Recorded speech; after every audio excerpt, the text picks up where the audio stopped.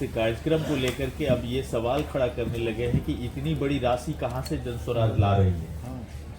ये सवाल आज से नहीं खड़ा हो रहा है, ये तो जब से हम चले हैं तब से कुछ लोग ये सवाल जरूर पूछते हैं और पूछना भी चाहिए कि भाई इतने बड़े अभियान के लिए पैसा कहाँ से आता है। और पहले दिन से ये बात कैमरे पर ही मैं बता रहा हूँ कि प्रशांत किशोर, मैंने 10 बरस में जो काम पहले किया है और कई राज्यों में लोगों को, नेताओं को, दलों को जीतने में हमने उनकी मदद की है। तो जिन लोगों की हमने मदद की है उनसे पैसा लिया नहीं, तो आज उनसे वो मदद ले रहे हैं कि भाई बिहार में एक प्रयास कर रहे हैं, इस प्रयास में आप भी मदद कीजिए।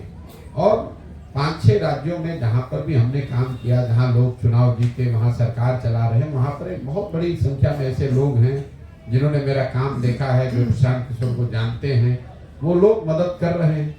मदद इसलिए कर रहे हैं कि बिहार देश का सबसे गरीब और पिछड़ा राज्य है। बिहार में लोगों से मदद इसलिए नहीं ले रहे हैं क्योंकि यहाँ पर अगर पैसे वाले लोग मदद करेंगे तो अपने हिसाब से उस व्यवस्था को चलाने का प्रयास करेंगे। तो जो इस अभियान का लक्ष्य है कि समाज में जो सबसे बेहतर व्यक्ति हैं, चाहे वो गरीब हो, अमीर हो, अगड़े हो, पिछड़े हो, हिंदू हो, मुसलमान हो, उनके पृष्ठभूमि को न देखकर उनके जज्बे को, उनकी काबिलियत को, उनके चरित्र के आधार पर उनको चुना जाए, उनको आगे बढ़ाया जाए। इसीलिए इस अभियान में बिहार के स्तर पर पैसा उगाही नहीं होती है। इसमें पैसा उन लोग, मेरा जो 10 बरस का काम है, जिन लोगों ने मेरा काम देखा है, जिनको इस मेरे काम की वजह से, मेरे सहयोग से लाभ मिला है, उनसे मदद ले रहे हैं और इस काम को कर रहे हैं। सर, कहीं ऐसा तो नहीं है कि नीतीश जी के प्रचार प्रसार के लिए आप लोग इस तरह से काम कर रहे हैं? हम सुबह से शाम तक बैठ के सरकार की कमियों पर बात कर रहे हैं और इससे नीतीश कुमार का प्रचार हो रहा है। देखिए, ऐसा है, बिहार में 2 जो मुख्य धारा वाले दल हैं, एक आरजेडी, नीतीश कुमार, आरजेडी और महागठबंधन, नीतीश कुमार का तो कोई भरोसा नहीं है कब किधर रहेंगे। एक और आरजेडी है और एक और भाजपा है। ये दोनों बीच में नीतीश कुमार है, कभी भाजपा के साथ, कभी आरजेडी के साथ। इन दोनों धाराओं के दलों को बिहार में मुफ्त में वोट लेने का आदत लग गया है, जिसको मुफ्तखोरी कहते हैं। भाजपा को बड़ी संख्या में ऐसे लोग वोट दे देते हैं जिनको भाजपा से कोई लगाव नहीं है, जो भाजपा के उम्मीदवारों के प्रति कोई सिंपैथी नहीं रखते हैं, उनको भाजपा के विचारधारा में यकीन नहीं है, भाजपा के कार्यक्रमों से, नेताओं से प्रभावित नहीं है। वो सिर्फ इसलिए भाजपा को वोट देते हैं क्योंकि वो लालू यादव को वोट नहीं दे सकते। यही हाल कमोबेश समाज के 20-25% ऐसे लोगों का है जो कि भाजपा को वोट नहीं कर सकता है। मान लीजिए आप मुस्लिम समुदाय के व्यक्ति हैं, तो आपके गांव में काम हुआ कि नहीं, आपके विधायक ने काम किया कि नहीं, सरकार ने काम किया या न किया, आप भाजपा को तो वोट नहीं कीजिएगा। तो आप भाजपा को जब वोट करते नहीं तो सामने लालटेन को मुफ्त में वो वोट मिल जाता है 20%। तो जिन दलों को, नेताओं को मुफ्त में वोट लेने की आदत लगी हुई है, उनका सबसे बड़ा डर क्या है कि अगर कोई विकल्प नया बन जाए तो ये मुफ्त वाला जो वोट मिलता है ये मिलना बंद हो जाएगा। तो स्वाभाविक तौर पर जब आपको मुफ्त में वोट लेने की आदत पड़ी है तो इसी डर की वजह से आप समाज में ये भ्रम फैलाते हैं कि अरे भाई तो भाजपा का प्रचार कर रहे हैं, भाजपा वाले कह रहे हैं कि नीतीश का प्रचार कर रहे हैं, नीतीश कुमार कहेंगे भाजपा का प्रचार कर रहे हैं। हम सिर्फ बिहार की जनता का प्रचार कर रहे हैं, हम बिहार के बच्चों का प्रचार कर रहे हैं कि आप खड़े होइए, आप जीवन भर मजदूरी करने के लिए नहीं पैदा हुए हैं। मोदी, नीतीश, लालू, राहुल गांधी, आपने सबको वोट देकर देख लिया, आपके बच्चों की स्थिति नहीं सुधरी। अब अगर प्रशांत किशोर को वोट दीजिएगा तो भी आपका स्थिति नहीं सुधरेगा।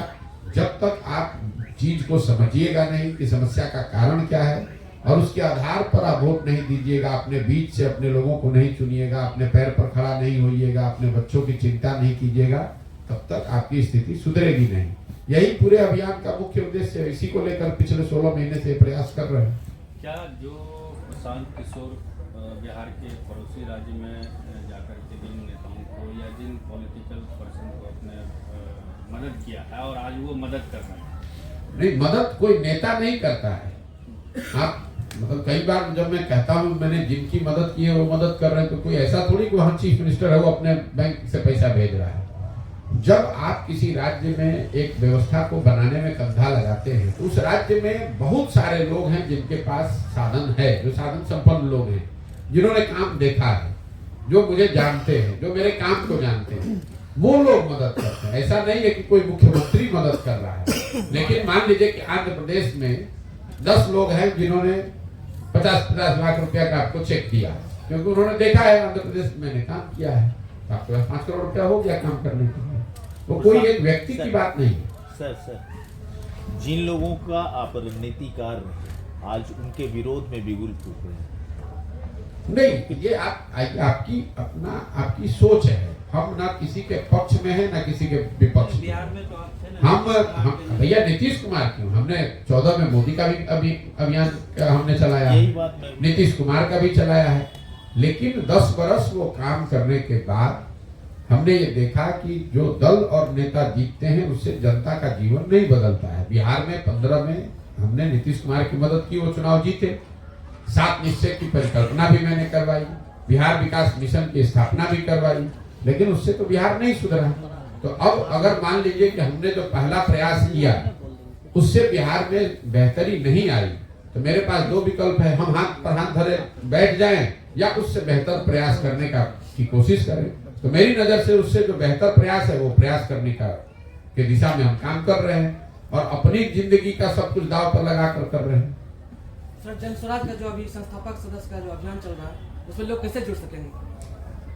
नहीं, जन स्वराज संस्थापक सदस्य आप जुड़ सकते हैं फोन करके। हमारे जो जन स्वराज का जो कार्यालय है 91-216 पर अगर आप फोन करेंगे तो फोन करके आपको संस्थापक सदस्य कैसे बनना है इसकी जानकारी मिल जाएगी और आपको संस्थापक सदस्य बनाया जा सकता है। दूसरा, इंटरनेट के जरिए भी आप जाकर ऑनलाइन भी रजिस्टर होकर कर सकते हैं। तीसरा, जो लोग रास्ते में कैंप में मिलते हैं वो लोग पर्ची कॉपी पे अपना लिख कर भी दे सकते हैं। तो दोनों तीनों तरीकों से लोग संस्थापक सदस्य बन सकते हैं।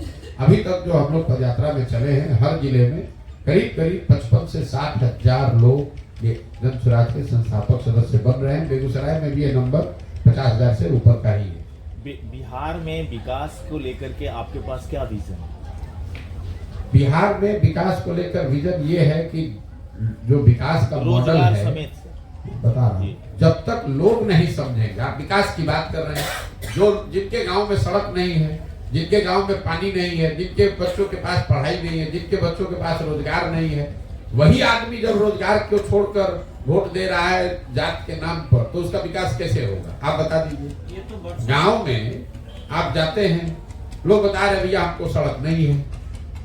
मान लीजिए मैं अभी कल आ रहा हूँ मुस्लिम गांव से घूमकर और मुसलमान गांव के लोग कह रहे हैं कि भैया ये सड़क की हालत बहुत खराब है। तो मैं उनको ये पूछता हूँ कि बात तो ठीक है, सड़क नहीं है, सड़क बननी चाहिए, लेकिन सड़क का मंत्री कौन है? तेजस्वी यादव।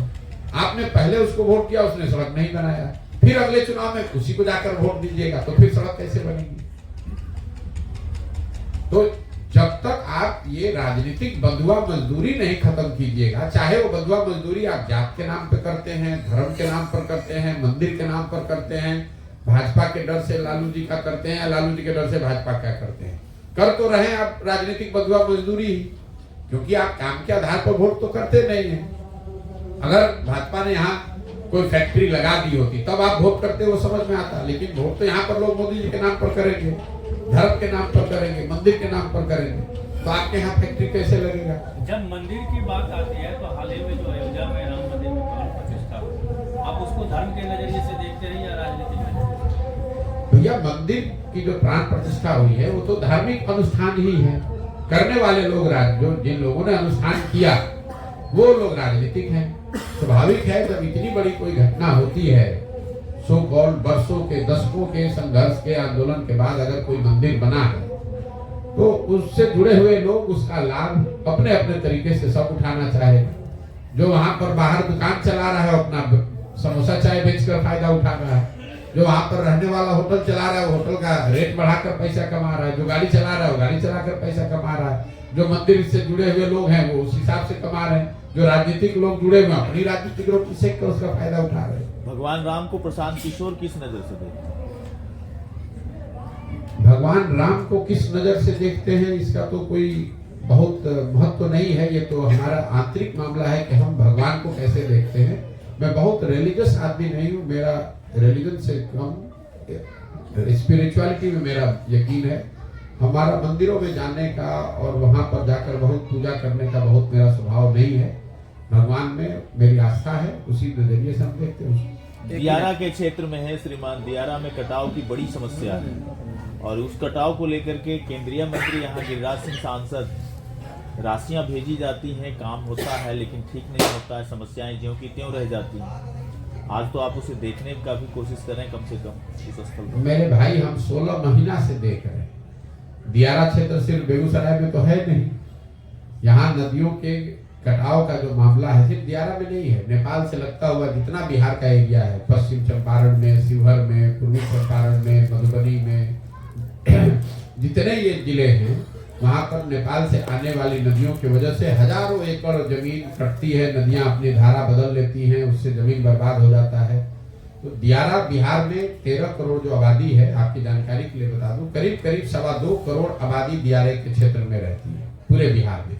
और दियारा की समस्या पटना से जो सटा हुआ दियारा है वहां पर भी वही है जो यहाँ बेगूसराय में है। जो पटना से सटा हुआ एक दियारा, मेरे ट्विटर पे एक वीडियो है, वहां पर एक वहां के मुखिया जी ने खड़े होकर वीडियो पर ये बात कही है। पटना से 6-7 किलोमीटर दूर है। वहां किसी जमाने में कर्पूरी ठाकुर गए थे, क्योंकि कर्पूरी ठाकुर जी को अभी देश रत्न दिया गया, तो मैं आपको उदाहरण दे रहा हूँ।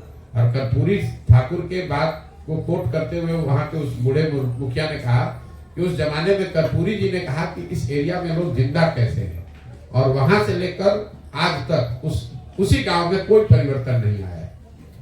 तो दियारा पूरा बिहार ही पिछड़ा है, उसमें दियारा क्षेत्र में लोग और भी समस्या है। गिरिराज जी ग्रामीण विकास मंत्री हैं, यहाँ के सांसद हैं, हमको यहाँ पर बेगूसराय में चलते हुए ऐसा तो कुछ नहीं दिखा कि उनके मंत्री होने से बेगूसराय में कोई बहुत बेहतरी कहीं दिखी हो, ऐसा तो मुझे लगा नहीं या लोगों से सुनने को नहीं मिला। कर्पूरी ठाकुर वाली बात जो सर आप बोले हैं, उसी पर पटना में नीतीश कुमार का भी बयान आया है कि उनसे क्या बता रहे हैं कि परिवारवाद की राजनीति हमने नहीं। चलिए ना, नीतीश कुमार के बात को आप लोग, नीतीश कुमार जब जहां है उसके हिसाब से बात करते हैं। जब भाजपा के साइड जाना होगा तो परिवारवाद दिखने लगेगा, जब भाजपा को छोड़कर लालू जी के साथ जाना होगा तो उनको संप्रदायवाद दिखने लगता है। आपको लगता है नीतीश कुमार फिर से पलटी मारेंगे? किसी को नहीं मालूम है, नीतीश कुमार को स्वयं को नहीं मालूम है कि वो कहाँ रहेंगे। जो आदमी अपने जीवन के अंतिम दौर में पहुंच गया है, वो सामाजिक राजनीतिक हर नजरिए से नीतीश कुमार का ये अंतिम दौर चल रहा है। अब अपना छटपटाहट में कभी दाएं कभी बाएं कर रहे हैं, उससे कुछ होने वाला नहीं है। अभी चुनाव होगा, नीतीश कुमार को उनकी राजनीतिक औकात बिहार की जनता दिखा देगी। मैंने पहले कहा है, आपको फिर से दोबारा कैमरे पर कह देता हूँ, आज तक मैंने अगर चुनाव को लेकर कोई भविष्यवाणी की है, बहुत मैं करता नहीं हूँ, तो शायद ही कभी गलत हो सकता है, गलत नहीं होता है। बिहार के चुनाव के नजरिए से, लोकसभा के नजरिए से मैं आपको कैमरे पर बता देता हूं, महागठबंधन में नीतीश कुमार अगर चुनाव लड़ेंगे तो उनके दल जदयू को 5 सीट भी नहीं आएगा। और ये 2 महीने से हम बात कह रहे हैं, और उनके दल वाले भी समझ रहे हैं कि अगर प्रशांत किशोर कह रहा है तो 5 सीट नहीं आएगा। इसीलिए भगदड़ होनी है। अब भगदड़ में नेता भागते हैं, ताकि उसमें नीतीश कुमार भी भाग जाते हैं, इसका कोई भरोसा नहीं है। उनको वो घबराहट बिल्कुल स्वाभाविक है, उनको दिख रही है, ऊपर से कुछ नहीं कहें। जनता ने उनका साथ छोड़ दिया है। आप लोग खुद पत्रकार हैं, आपको मालूम है जदयू को कौन वोट देगा? कोई वोट देने वाला नहीं बचा हुआ है। तो लोकसभा से पहले अपना हाथ पांव मार के फिर कोई रास्ता निकालने का कोशिश कर रहे होंगे। लेकिन अगर लोकसभा से पहले नहीं भी गए तो ये आप लिख के रखिए कि लोकसभा के बाद तो उनको आज की स्थिति जो है, तो स्थिति बदलेगी ही बदलेगी। ये जो महागठबंधन की सरकार चले, और ये हम 1-1.5 साल से कह रहे हैं, ये जो व्यवस्था है तो बहुत चलेगा तो लोकसभा तक चलेगा। लोकसभा में लोग हारेगा, फिर भागना तोड़ना शुरू हो जाएगा। हम ये पूछना चाह रहे हैं, जो अभी आप बता रहे थे कि 10 साल से आप राजनीतिक चाणक्य के रूप में पूरे देश में आप जाने जाते हैं। नहीं, हम अपने आप को कभी शब्दों से प्रयोग, हम अपना काम जो करते थे, हमने इतना कहा कि हमारी पहचान वही है जो हम काम करते हैं। जो बिहार में आप बिहार के विषय को लेकर अपने पदयात्रा को चला रहे हैं, बिहार को सुधारने के लिए, यही चीज आप 10 साल पहले क्यों नहीं सोचा था? बिल्कुल ठीक बात है, क्योंकि हम किसी मुख्यमंत्री के लड़के नहीं, हम किसी प्रधानमंत्री के लड़के नहीं, बहुत बड़े बाप के लड़के नहीं हैं। आप यहाँ हमारी प्रेस वार्ता में क्यों आए? क्योंकि हमने अपनी एक पहचान 10 वर्ष करके बनाई है। हमारी पहचान क्या है? हमने 10 वर्ष वो काम किया है, उससे पहले 10 वर्ष संयुक्त राष्ट्र संघ में काम किया है। वो काम किया है, पहचान बनाई है, ऐसे लोगों से संपर्क बनाया है जो हमको इस तरह के अभियान में मदद कर सकते हैं, तभी तो ये काम कर पाएंगे। अगर हम किसी मुख्यमंत्री के लड़के होते तो जिस दिन पैदा हुए, पढ़ाई लिखाई भी नहीं करते और फिर भी कहते कि हम भी बिहार को सुधारेंगे। 10 वर्ष पहले अगर हम बेगूसराय या बलिया मटिहानी से गुजरते तो आप हमको पहचानते भी नहीं कि कौन आदमी है। जैसे इतने सामान्य लोग हैं वैसे हम भी निकल गए होते। तो हम अपना काम करके अपनी विद्वता अपनी समझ से जब हमने पहचान बनाई है, जब काबिलियत को क्षमता बनाई है, तभी तो आकर ये करेंगे। अब आपका कहना 10 वर्ष पहले काहे नहीं किए? 10 वर्ष पहले हमारी क्षमता नहीं थी इसलिए नहीं किए, आज क्षमता है इसलिए कर रहे हैं। विकास वैभव भी एक सवाल और ये है आपसे कि जो आप पार्टी बनाने जा रहे हैं, जो अभी आप बताएं कि एक पार्टी बनाएंगे, तो वो पार्टी क्या लोकसभा में ही चुनाव लड़वाइएगा या हमने विधानसभा? पहली बात तो ये आप शब्दों का आप लोग मतलब बारीकियों को ध्यान नहीं देते हैं। बिहार में मुसीबत ये है कि नेता और समाज इसमें किसी भी चीज को बारीकी से समझने की धीरे धीरे कला ही हम लोगों ने खो दी है। हमने ये कहा कि हम पार्टी बनाएंगे, हमने कहा कि इस अभियान का लक्ष्य है कि पार्टी बनाया जाए और पार्टी बिहार के लोग बनाएंगे। जब वो लोग मिलकर दल बनाएंगे तो वो तय करेंगे कि ये पार्टी का नाम क्या होगा, इसका संविधान क्या होगा, इसका नेता क्या होगा। पार्टी कब बनेगी? जब पदयात्रा पूरी हो जाएगी। अभी तो हम आधा बिहार चले, आधा बाकी है। अभी जब बिहार में पदयात्रा पूरी कर ले तभी तो पार्टी बनेगा। लोकसभा का चुनाव तो अभी 2 महीने के बाद है, तो लोकसभा के चुनाव से पहले जब दल है ही नहीं तो चुनाव लड़ेंगे कैसे? ये कह रहे थे इंडियाई जो गठबंधन में जो भगदड़ मच गया है, कल ममता दीदी छोड़ दी हैं, पंजाब में भी वहाँ घोषणा हो गया कि अकेले लड़ेंगे आप पार्टी, इस पर आपका क्या राय है? मेरी राय क्या होगी? हम आज से नहीं, जब से इंडिया गठबंधन बना है तब से देश विदेश के पत्रकार आते हैं, पूछते हैं कि आपका क्या मत है। मेरा मत जो पहले था वो अभी भी है। इस तरह के गठबंधन जिस तरह जो बनाए जाते हैं, जिसमें नेता लोग बैठ के चाय पिया, एक प्रेस कॉन्फ्रेंस किया और एक इंटेंट जारी किया कि हम लोग सब साथ में हैं, इससे जमीनी हकीकत पर, राजनीतिक सामाजिक स्थिति पर बहुत फर्क नहीं पड़ता है। जब तक आपके पास कोई नैरेटिव नहीं है, कोई मुद्दा नहीं है, कोई चेहरा नहीं है, काम करने का संगठन नहीं है, संसाधन नहीं है, तब तक सिर्फ नेताओं के साथ में बैठकर किसी गठबंधन के बना लेने से जमीन पर क्या असर पड़ेगा। और जब आप इस तरह का कोई प्रयास करेंगे उसका असर लोगों को दिखेगा नहीं, तो फिर भगदड़ या उसमें थोड़ी बहुत गिरावट आना स्वाभाविक है। आज आए या चुनाव के रिजल्ट के बाद आए। जब मान लिए इंडिया गठबंधन बना आज से 6-7 महीना पहले, पटना से ही पटना में उसकी पहली बैठक हुई, तो यहाँ के पत्रकारों ने इतनी घोषणा, इतनी बड़ी बड़ी बात जब बन गया, अब इसमें नीतीश कुमार प्रधानमंत्री के चेहरा बन गए, कुछ हुआ? आज तक कुछ नहीं हुआ।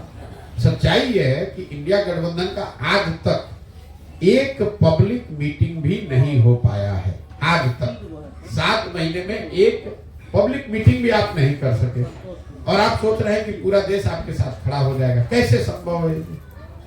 ये तो कागजी खाना पूर्ति है। तो स्वाभाविक है जैसे जैसे चुनाव नजदीक आएगा उसकी सच्चाई लोगों को और दिखेगी। बिहार में सर कुछ हर 10 साल 15 साल पर एक नए विचार का उद्भव हो जाता है।